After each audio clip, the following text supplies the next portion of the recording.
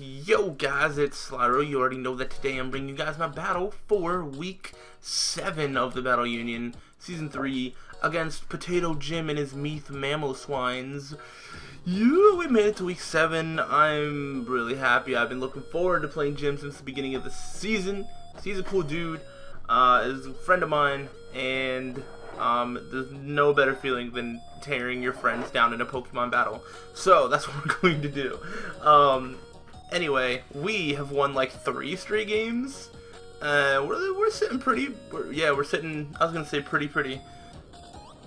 You know what I mean. We're sitting pretty good, pretty nice. It's second place in the division. Very nice. However, Jim has the same record as us. He's also been on a winning streak, and that is not cool because we don't want people to keep winning and us choke the end of the season away and miss the playoffs. So, you know, that's a thing. So basically, I need 1 win within my last 2 games to essentially guarantee myself a playoff spot. So if I win this game, I can go into the last week of the season knowing that I'm perfectly fine. If I lose this game, I have to win next week. It is must win, and there's going to be so much pressure and all that good stuff. So I really just want to win today.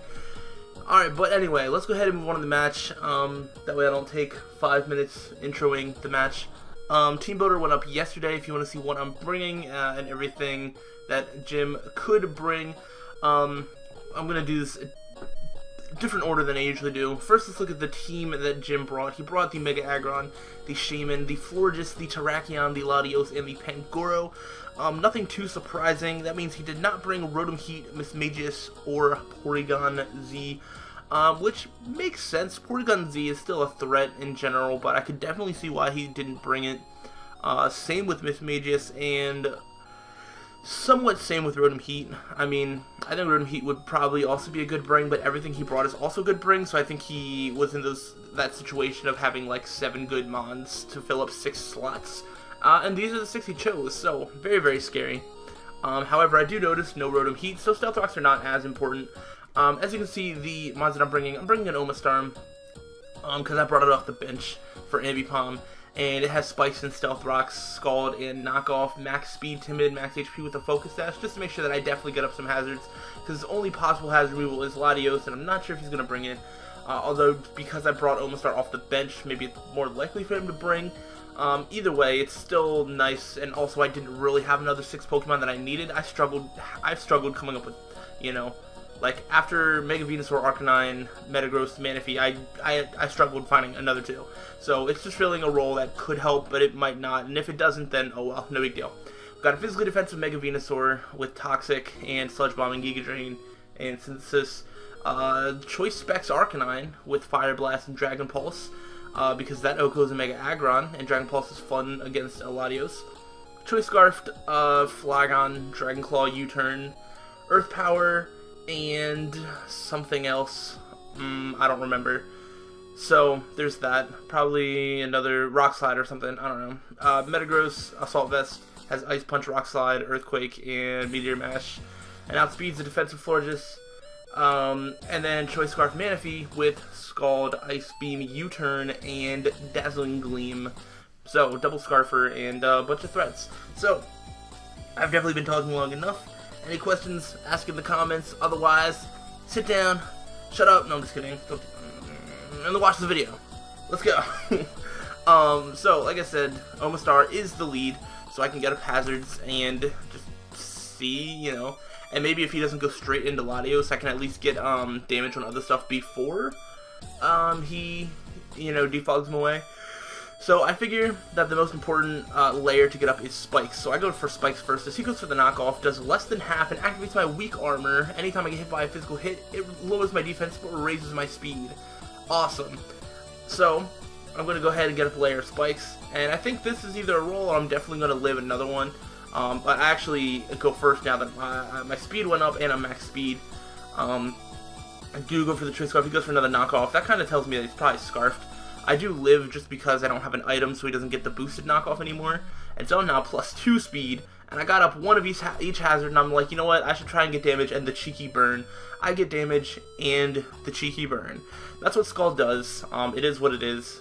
So I could have knocked off, but I actually wanted Pangoro to stay Choice Scarf. That way I have a safe switch into Mega Venusaur all the time.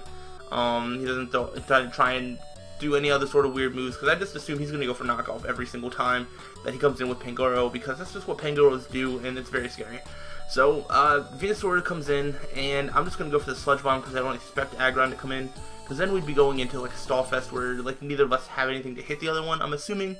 So, he's just going to bring out the Latios, and I'm just like, I don't know how I feel about this. I feel like he's going to defog, and it's all that first turn was for not a lot. But because I did get the Scald Bird at about half damage done to Pangoro, I think Omastar's job, I think he did a very nice job, regardless. So I go into my Latios switch, and you already know, it's the Metagross. And I make an over prediction here, because he goes for the Psyshock this turn. And because of that, I was like, oh, he didn't go straight for defog, maybe he doesn't have it. Because he doesn't have it, I'm assuming he might switch out, and everything else on his team doesn't really want to take an Earthquake, or an Earthquake plus something else. So I go for the Earthquake, but he does reveal the defog, so he gets the defog off. As I go for the unnecessary over-prediction with Earthquake, I guess it kind of made sense still, because I didn't think he had a defog, and if he didn't have defog, he would have no reason to stay in. But he wanted the hazards away, which is fine.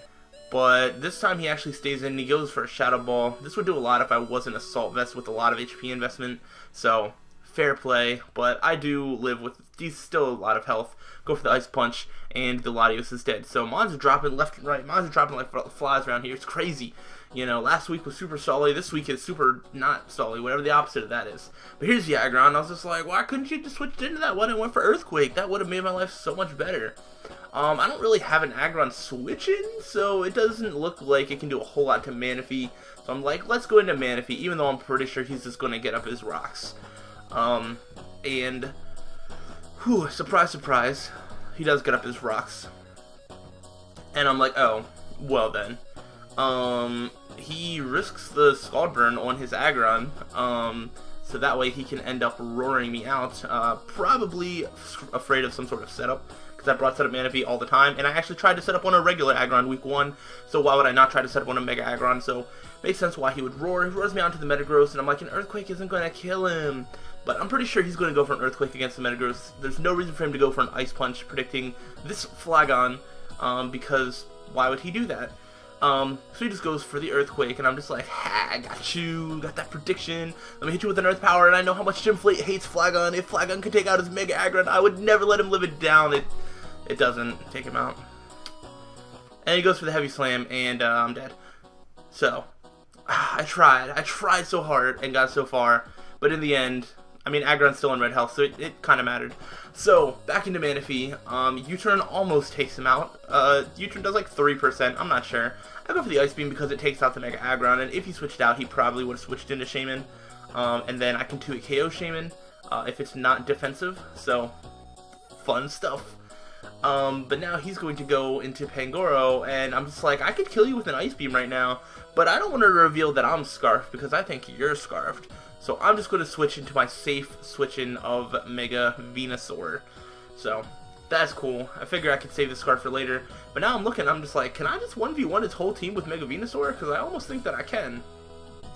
And, you know, he's just going to keep going for knockoffs. Not entirely sure. He probably doesn't have a whole lot to hit the Mega Venusaur. But it is what it is. It's also burned. And I go for the Sludge Bomb, and Pangoro is dead. So that's cool. I do like that. And he brings up the Florges. And I'm just like, let's find out. Find out that he's faster than my Mega Venusaur. So that's something. I go for the Synthesis because that's what I was scouting for. I wanted to scout, see if he was faster than me, and then what he was going to try and do. See if he was like anything crazy like Specs or anything like that. But he's definitely not. So I didn't really know what all he wanted to do to me. I figured that he might have just like Moonblast, Psychic, you know, something. But he reveals right now that he is Calm Mind, and that's spooky.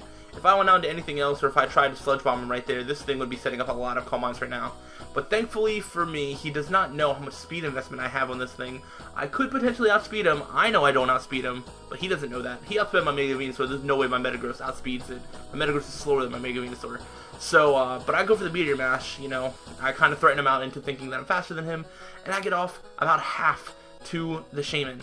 I stay in because I just want to be able to get a clean switch into Mega Venusaur, but I actually live and kill the Shaman with the Metagross.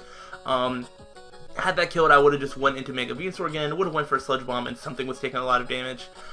So I don't know how much it matters. It does matter a little bit, but, you know, I don't think it's that much. And at this point, I'm just sacking off Metagross. Metagross has done more than I could have asked it to do. So Metagross did such a good job. I love that I have Metagross on my team. It's definitely been putting in the work, in my opinion. And now I'm going to Mega Venusaur, because like I said, it can take on everything that's left. So there's no reason not to. And he's going to go for the Earthquake. And there's no possible hit that Terrakion could go for that would take me out, so I was cool with that. I get off a Giga Drain and a lot of damage, and I'm back up to more health than I had before. Actually, I'm not sure. Could be not. I could have predicted this one for Sludge Bomb, but I was just like, there's no point in doing that, because he might sack off the Terrakion to get a clean switch in, but nah, he just switches straight in. And here I'm basically going to reveal to him that he can't beat me. If I did not have Toxic, he would be able to set up Calm Minds. My remaining Mons are Choice Scarf Manaphy and a special attacking Arcanine, as well as this Mega Venusaur. All of them are special attackers. So, that's not good for a Calm Mind Mon.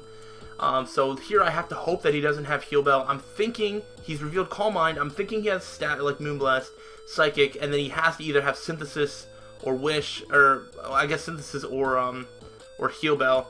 So either way, he either can't recover or he can't heal his status. I can work with either one.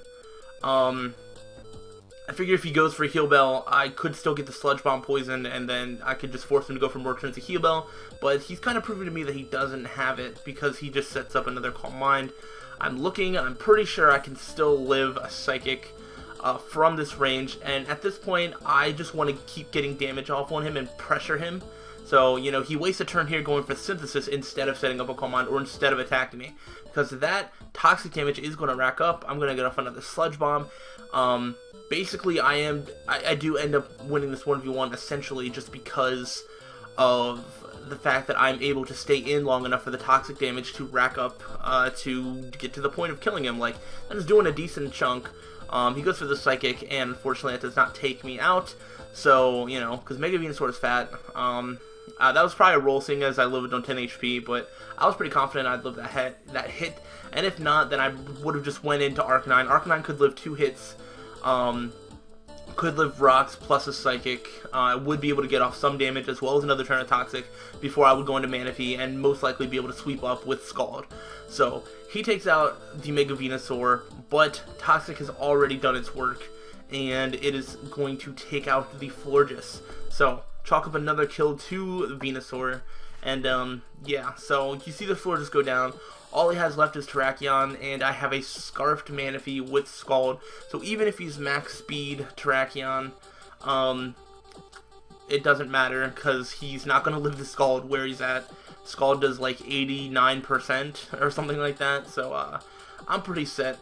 Now, I don't know how much speed he is or if this really mattered, because, you know, I could have been faster than him regardless, but I'm pretty sure I wasn't. And I Scald and I took him out, and we beat the Potato Man. And that's cool. That's a 2-0 victory in our favor.